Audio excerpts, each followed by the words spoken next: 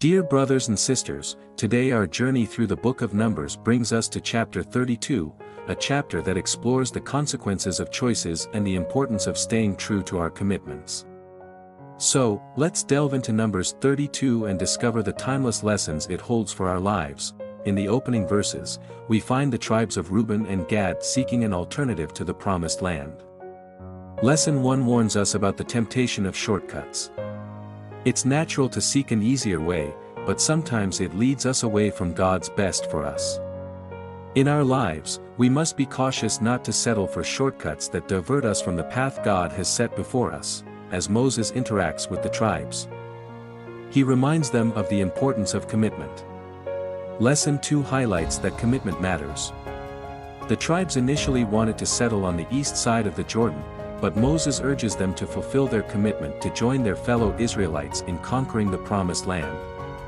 In our journey of faith, honoring our commitments is crucial. It reflects our trust in God's plan and our willingness to follow through. The narrative unfolds as the tribes agree to cross the Jordan with their fellow Israelites. Lesson 3 reveals the ripple effect of choices. Our decisions not only impact us but those around us. The tribe's choice to honor their commitment influences the unity and strength of the entire community. Similarly, our choices have a wider impact on our families, Moses lays out specific conditions for the tribes, emphasizing the importance of fulfilling promises with diligence. Lesson 4 teaches us that when we make commitments, we must follow through with diligence and integrity. Half-hearted efforts hinder not only our progress but also the collective success of the community. The chapter concludes with the tribes settling in the requested territory. Lesson 5 encourages us to choose obedience over convenience. While the tribe's request seemed convenient at first, they ultimately chose to obey God's instructions.